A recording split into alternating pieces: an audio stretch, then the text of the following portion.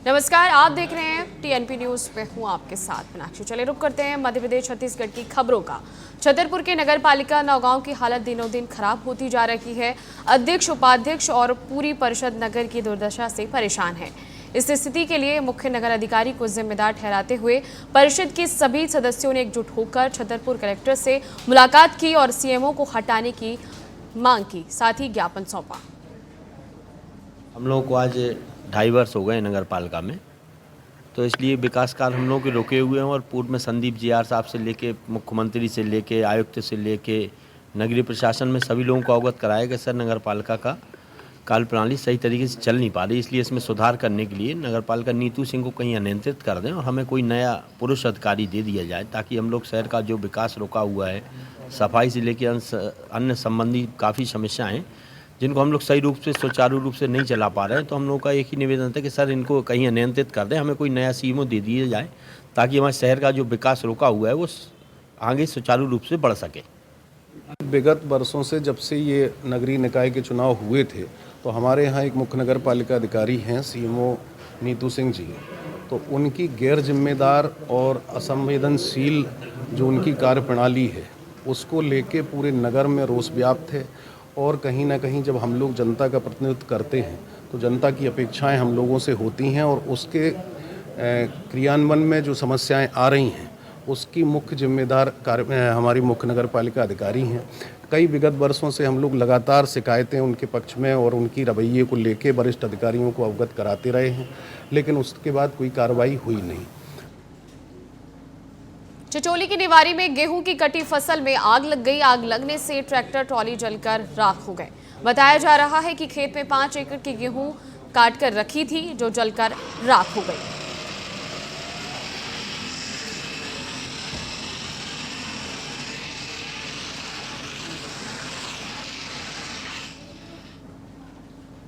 Chhatarpur collector Partha Jaiswal के निर्देश पर लगातार अवैध गुटखा फैक्ट्री पर कार्रवाई की जा रही है।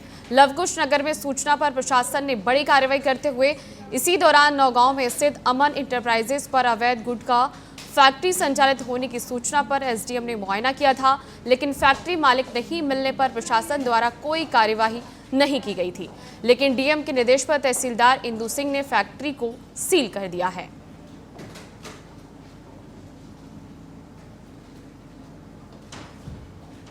छतरपुर जिले के नौगांव में एक युवक ने अपने ही भाई का कत्ल कर दिया। जमीनी विवाद को लेकर दोनों भाइयों में काफी समय से विवाद चल रहा था, लेकिन सोमवार को दोनों में किसी बात को लेकर कहासुनी हो गई। फिर विवाद इतना गहरा गया कि बड़े भाई ने छोटे भाई को चाकू से गोद डाला, जिससे उसकी मौके पर ही मौत हो गई। छोटे भाई की हत्या करने के बाद बड़ा भाई मौके से फरार हो गया। सूचना मिलने पर मौके पर पहुंची पुलिस ने शव को पोस्टमार्टम के लिए अस्पताल भेज दिया। बाद में पुलिस ने आरोपी भाई को गिरफ्तार कर लिया है।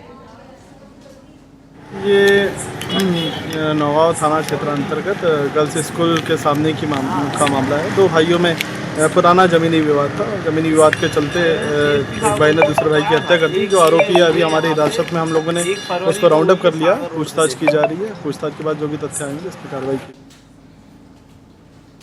शिवपुरी शहर के कलेक्ट्रेट में आयोजित होने वाली जनसुनवाई में नरवा तहसील के भीमपुर गांव में के 50 से अधिक आदिवासी समुदाय के लोगों ने पानी, बिजली जैसी मूलभूत समस्याओं को लेकर आवेदन दिया। आदिवासी समुदाय के लोगों का कहना है कि गांव में करीब 50 घर हैं, फिर भी वो विद्युत, पानी जैसी मूलभूत सुविधाओं से वंचित हैं। शासन द्वारा पानी की लाइन खुदवा दी गई है और विद्युत डीपी रखवा दी है, लेकिन सरपंच और सचिव द्वारा कार्य में बाधा डाली जा रही है। इसके अलावा बच्चों को पढ़ने के लिए स्कूल भी नहीं है।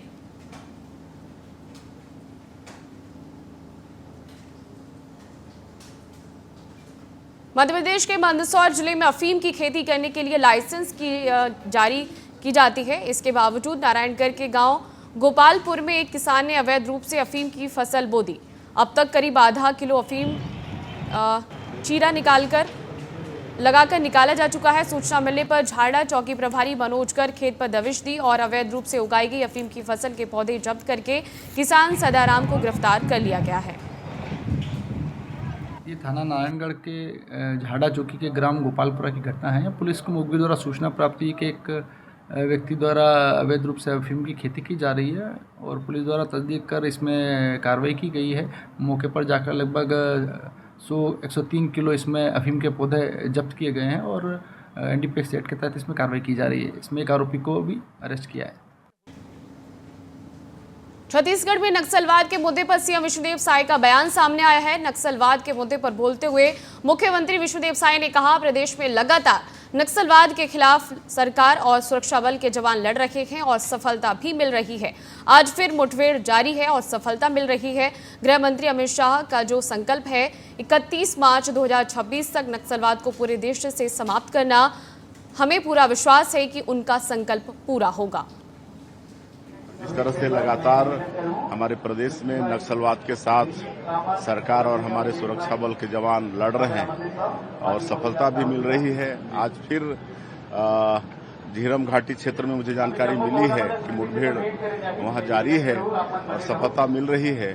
तो मैं सुरक्षा बल के जवानों को फिर से नमन करता हूं, उनके साहस को नमन करता हूं और जो माननीय गृह मंत्री अमित शाह जी का जो संकल्प है 31 मार्च 2026 तक नक्सलवाद को पूरे देश से समाप्त करना, हमको पूरा विश्वास है कि उनका संकल्प पूरा होगा।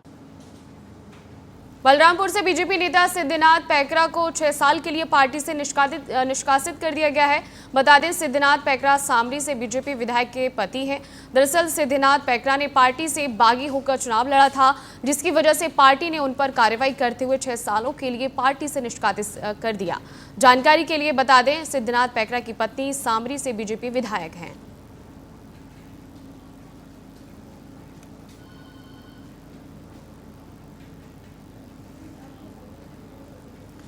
सरगुजा के उदयपुर वन परिक्षेत्र के रामगढ़ पुटा बीट में आज वन विभाग ने कब्जाधारी के ऊपर कार्रवाई करते हुए बना रहे मकान पर बुलडोजर चलवाकर कब्जा हटवाया गया है। कब्जाधारी बैगा यादव गाय भैंस बांधकर धीरे धीरे कब्जा बढ़ाने लगा और घर का भी निर्माण करने लगा, जिसकी जानकारी वन विभाग को मिली, जिस पर कार्रवाई करते हुए जेसीबी से कब्जाधारी का घर तोड़वाया गया और जमा की गई लकड़ी को भी जब्त कर लिया गया। साथ ही सख्त हिदायत दी गई कि आगे से इस प्रकार का कोई भी कार्य न करें।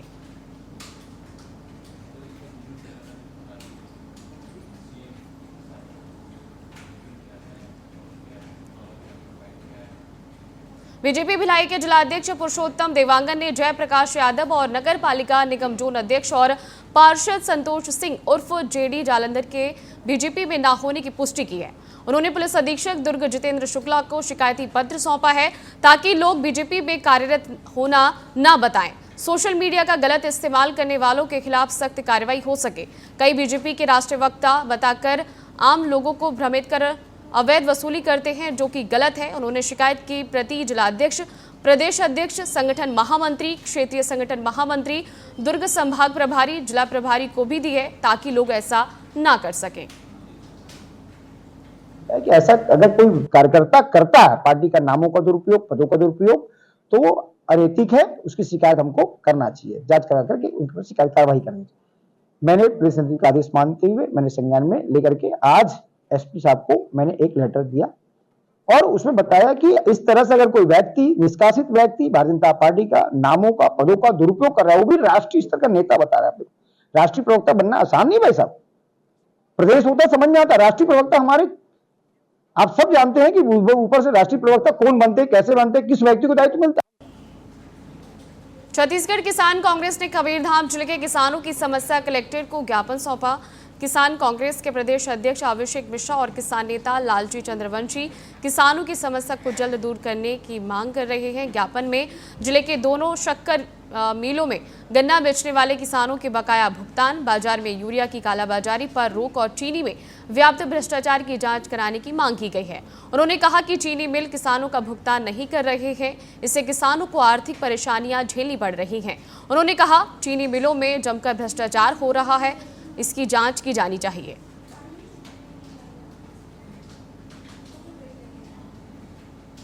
मध्य प्रदेश सीएम डॉक्टर मोहन यादव 60 साल के हो गए हैं।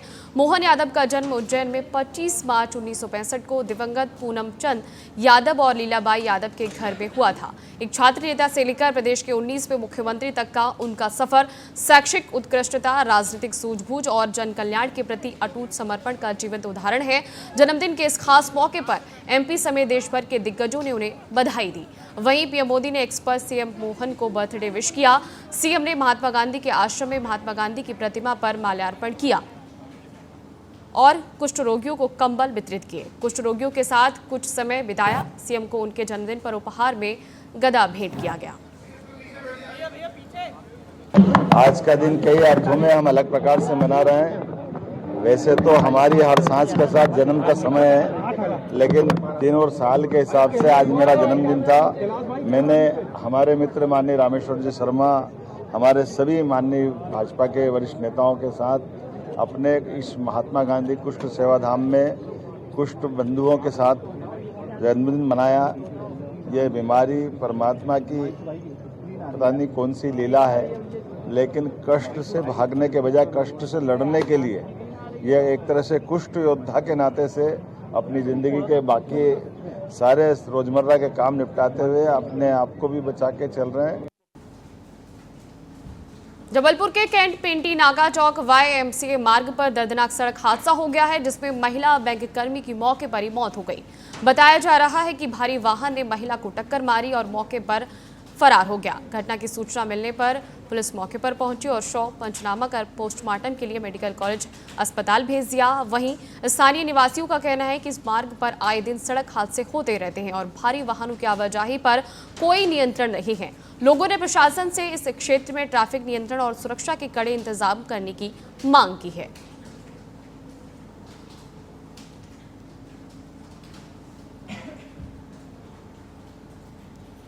बेमेतरा के संडी सिद्धि माता मंदिर में बकरी की बलि प्रथा पर पूरी तरह से रोक लगा दी गई है। मंदिर कमेटी, सामाजिक संगठन और पुलिस प्रशासन के बीच हुई बैठक में ये फैसला लिया गया। बताया जा रहा है कि बलि की आड़ में शराब का गोरख धंधा भी चल रहा था। ऐसे में बैठक में ये भी तय किया गया कि मंदिर के आसपास कोई भी यदि ऐसा करते हुए पाया जाता है तो उस पर जुर्माना लगाया जाएगा। स्वामी जी के सानिध्य में आज बैठक रखा गया था, जिसमें ग्राम पंचायत संडी, सलधा, डंगनिया सरपंच सब लोग उपस्थित थे, अन्य समिति के लोग भी उपस्थित थे।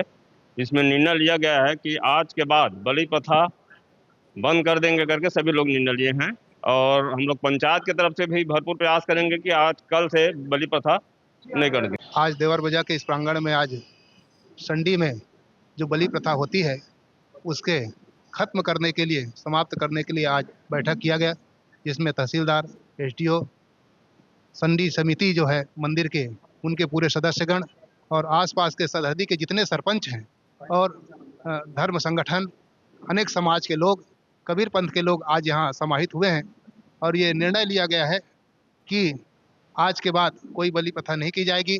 अगर उसमें कोई लिप्त पाया जाता है, चाहे कोई खेत वाले या कोई शासकीय भूमि में पंडाल लगा करके, तो उनके लिए उचित कार्यवाही की जाएगी, दंडात्मक कार्यवाही की जाएगी।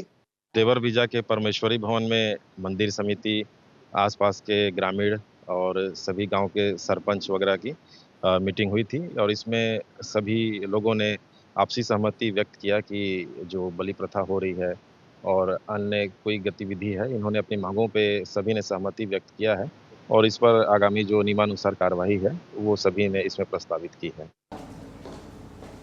रायगढ़ में भूमाफिया की सक्रियता फिर से बढ़ती जा रही है। आपको बता दें कि मेडिकल कॉलेज क्षेत्र में भूमाफिया अवैध प्लॉटिंग की योजना बना रहे हैं, जो प्रशासन की नाक के नीचे से हो रहा है। सूत्रों से मिली जानकारी के अनुसार ये भूमाफिया नाले के ऊपर से लेकर कॉलेज के गेट तक कई टुकड़ों में भूमि का अवैध रूप से विभाजन कर रहे हैं। ये अवैध प्लॉटिंग बिना किसी वैध अनुमति के की जा रही है। जो मेडिकल कॉलेज के पास की जमीन का आपके द्वारा चर्चा किया जा रहा था, उसमें हल्का पटवारी से रिपोर्ट मंगाई गई है। हल्का पटवारी के द्वारा अपना जांच प्रतिवेदन प्रस्तुत किया गया है, जिसमें अगर वहां मौके पर अवैध प्लॉटिंग या किसी प्रकार का अन्य उनके द्वारा कार्य किया जाता है तो संबंधित के विरुद्ध विधि सम्मत कार्रवाई किया जाएगा।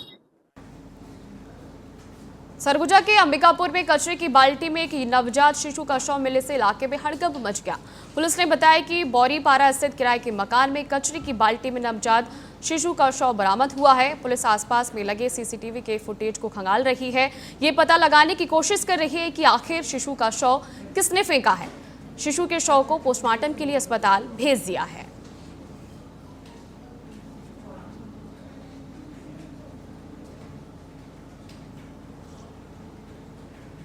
छत्तीसगढ़ नक्सलियों के सफाई के लिए चलाए जा रहे अभियान में सुरक्षा बलों को एक बड़ी कामयाबी मिली है। दंतेवाड़ा में सुरक्षा बलों और नक्सलियों के बीच मुठभेड़ हुई। इस मुठभेड़ में सुरक्षा बलों ने 3 नक्सलियों को मार गिराया है। आपको बता दें कि इससे पहले सुरक्षा बलों ने गुरुवार को बीजापुर और कांकेर में 30 नक्सलियों को ढेर कर दिया था।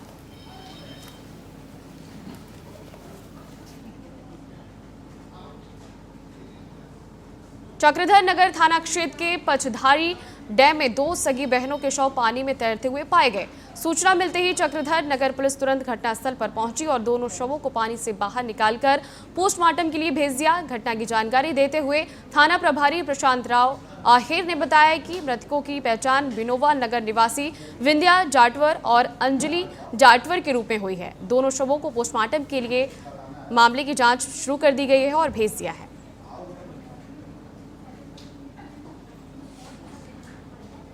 कोरबा जिले के कुसमुंडा के गांव खमरिया के डंपिंग यार्ड में भीषण आग लग गई। ग्रामीणों ने बताया कि यह आग किन्हीं असामाजिक तत्वों द्वारा लगाई गई है। आपको बता दें कि बीते कई दशक पहले SECL ग्रामीणों ने यहां पौधारोपण किया था।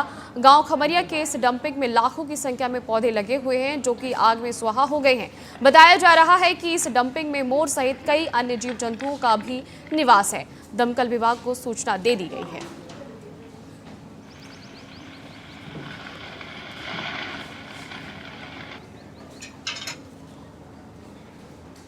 और फिलहाल मेरे साथ खबरों में बस इतना ही। देखते रहिए TNP न्यूज़। नमस्कार।